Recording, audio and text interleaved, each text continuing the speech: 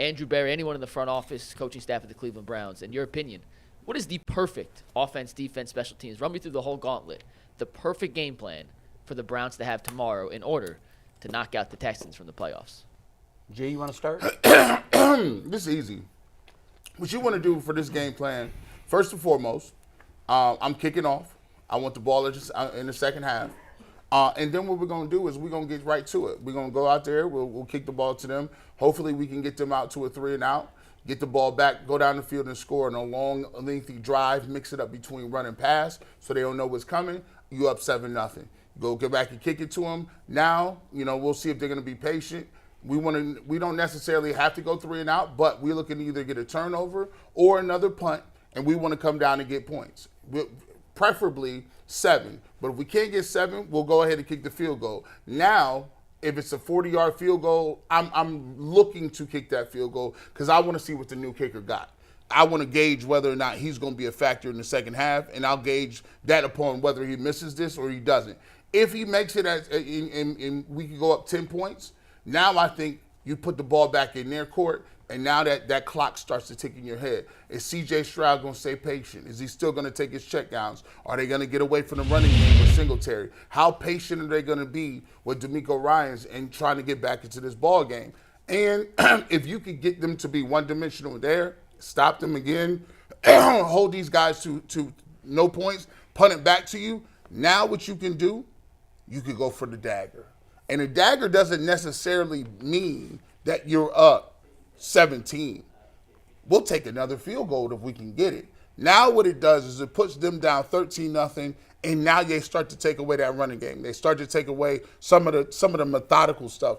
The game plan is to get these guys to get down early in the game, put it on them, and make them make plays. I want them to make plays in pressure time, behind the sticks, behind the clock, and behind the scoreboard. That's the way I think it'll work best for the Cleveland Browns. To me, that's hope, and hope's not a plan. You're saying let's score a touchdown. Well, every team wants to 3-and-out, score a touchdown, 3-and-out, score a touchdown. I attack this a different way. I looked at it as, like, how are you going to attack them on offense, and what is your plan going to be on defense? That's a great hope. I hope all that happens. Because obviously you get a team down on the road, you take the crowd out. So, yeah, I think it's a given. You want to get up early. I just took it a little more specific. Maybe I went overboard. On offense, I'm going to do similarly to what they did the first time. I'm going to try to isolate as much as I can Amari Cooper and get him the football. 265 yards first time around. The same defensive backs are going to be in this game that were in the game the last time. So because of that, you've got it's not like you hit a home run and a double off this pitcher. You went 4 for 4 with 4 home runs off this pitcher. Don't change a thing. Just keep your approach the same. Amari Cooper has got to be offensive weapon number 1. I'm also looking, and you said this yesterday, and I thought it was brilliant. If they decide that they're going to spend more time and attention on Amari Cooper, which why wouldn't they? I'm assuming in their lab that's what they're drawing up. My plan 1A is a heavy, heavy dose of David Njoku.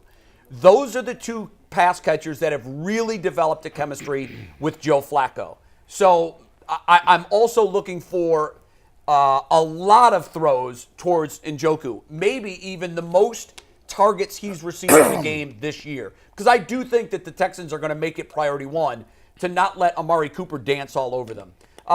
It's funny. I don't really think they're going to try to run it much because with Flacco they haven't needed to. Now, I could be wrong. Maybe they are really trying to put together a package of run so they're two-dimensional. But they didn't need to be two-dimensional when they beat them the first time.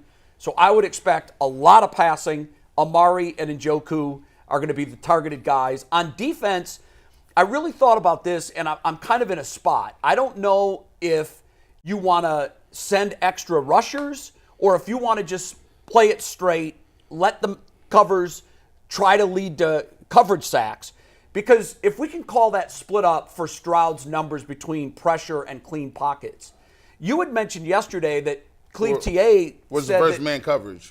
No, specifically, and he's not good against man coverage. We know that. But the line I'm trying to draw here when I'm trying to figure out how to stop Stroud, clearly, I mean, I know that Cleve TA had some different numbers than what we're showing, but when we look at these numbers, I think he does just fine against pressure. Well, his PFF grade is the thing. Of course. It's the sixth biggest differential. Okay, now perhaps the reason for that is because his PFF grade in clean pockets is so damn high. Ridiculous, yeah. It's unbelievably high. I would like to see where his PFF grade ranks amongst all quarterbacks, not differential. The differential is explained because his PFF grade in clean pockets is absurdly high.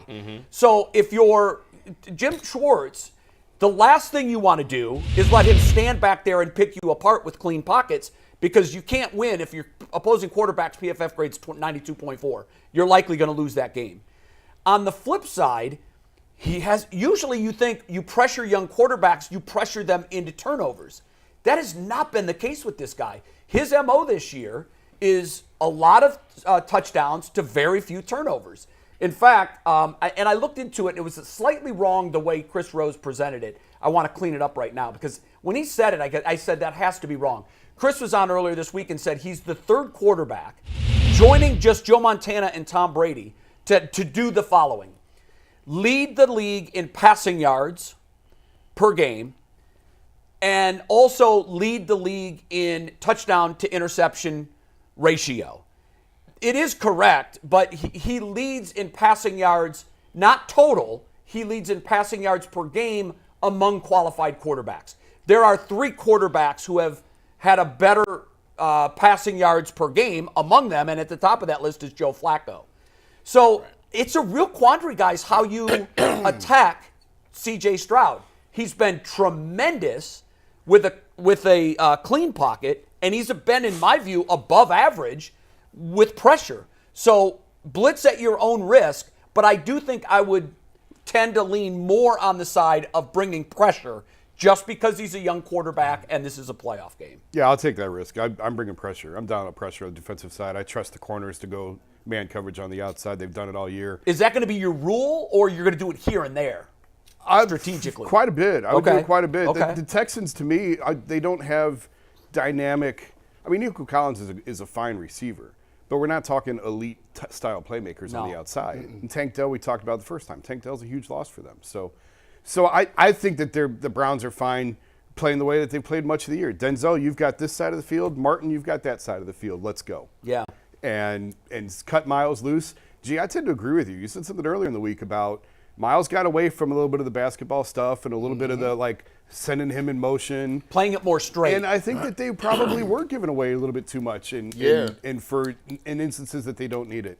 I think they're going to turn Miles loose here and say, go be you, big dog. Just go eat and go do what you want to do. Dribble between your legs. Yeah, whatever you want to do. Shoot some threes, dunk on them, whatever you want to do, big guy. You're going to see that playoff Miles Garrett. What about offensively? Offensively, we talked about earlier in the year before Flacco was like jumbo style, heavy sets, screen passes, deep shots on third down.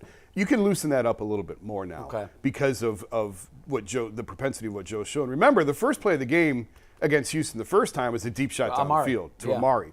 I'm with you. I think all week long, Houston's defensive team has had number 2 circled in the film room of you can't let that happen again. Right. This to me feels like a David Njoku find a soft spot in the zone and destroy him. I agree. And so I think it could be a big Njoku game. I don't think Amari's going to have a monster game just because I think Houston's going to pay so much attention to him. Play action I think is going to be huge on this. We've talked about it all year. Joe's so good at it. Kevin loves running it. I think that they will run it, but they're not going to set up. They're not going to run it first. I think they're going to throw it to set up the run. It's what they do all the time. Jason, you bring up a brilliant point. Jake Burns had an article out. I encourage you to go read it on the Orange and Brown Report, and he talked about, in the week 12 through 17 when Joe Flacco got aboard, they're now running play action or pass 65% of the time on first down. And one of the reasons that the Browns' offense has been so good is because they're just running, they're going against tendency. They're running, they can run play action any down. And before it was just, hey, let's just manage it, just try to run screens, like you said. Now they're mixing it up completely where you got guys ready to go. My hope to that is, because it's been such a trend, my hope to that is that Houston's defense didn't literally say, no more biting on the play fake. We got Tim, so let me get in here on my game plan. There's one word that sums up the game plan on both sides of the ball, and that's aggressive. I forget this nonsense about shutting down Amari Cooper. If they could shut him down, they would have shut him down the first time. What? They didn't know the first game that he was by far the best weapon on the Browns? But, Bull, yeah, but when a dude cooks you instances, for 265. Yeah, right. And there have been a lot of instances where the second game around, the team tried to go back to the well, and it wasn't there. Do we know that, or we just we think we know that? No, because of divisional play. I've seen it with my own eyes. I'm sure you have too. I hear you, but if it was that easy to shut a great receiver down, then they wouldn't be blowing up as much as they do. I'm going for Amari Cooper deep on the first play of the game again. I'm saying you guys can't stop anything. You can't stop our yes, I'm going to pepper Njoku a lot with the ball also, but I'm not letting them take away Amari Cooper. There's no way, and Joe Flacco won't let that happen. To your point, I mean, Flacco didn't care. He's thrown in a double and triple coverage before. Yeah, Amari Cooper's going to make. I'm going to trust Amari Cooper against a double team to make a play. I don't care. And defensively, no way I'm letting CJ Stroud get comfortable. First of all, listen, the kid's phenomenal. He had a great year, but let's not be phonies about it. He took advantage of a garbage schedule. He played one of the weakest schedules in the history of the NFL. Do we know that? Division. Oh, yes, we do. Wait, it's been rated one of the weakest in the history of the league? It was the easiest schedule this year in the league. Was it? Yes. Yeah, that it is was 32nd. yeah. It was, yes. Oh, I haven't seen that. Mike, okay. you have that confirmed? That's an interesting stat. I have not seen that. In terms of the past defenses he played. No. I'm talking about because they do rate schedules. You're right. But I have not seen that. If that's the case, please find that out.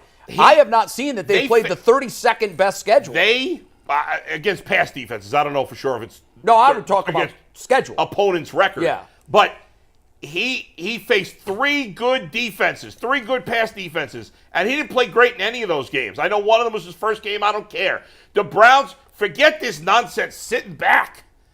Obviously, this changes a little if Denzel Ward didn't play, but if Denzel Ward's in there, Nico Collins doesn't catch a single ball. We shut him. I'm the assistant coach from Remember the Titans. Remember the white sounds dude? Like a hope and not the a plan. white dude, the white coach who finally came around. He's like, I'm finally coming around. We don't let them get another yard. You hit them all night. And that's what you're going to do. Denzel Ward, Nico Collins, done. Here. I don't want nothing. The rest of their wide receivers, they're just slappy Joes. I don't care about them. We shut them down, and I want JOK blitzing. I want my safeties blitzing. I am going to knock CJ Stroud on his ass. They don't have a good offensive line. They got to sack him 5, 6, 7 times. You know what? Kick his ass and make him uncomfortable. It's a blowout, Bull. Let's go. See, now here's the problem. Let's get it Not going. 6. To me, that sounds a lot like hope, and hope's not a plan. I hope all that stuff happens. We could ask someone who's played whether Let's hope talk, is a Tim. plan or Let's not. go, Tim. Let's welcome in our Hall of Famer in 1 sec, but a quick reminder that tomorrow.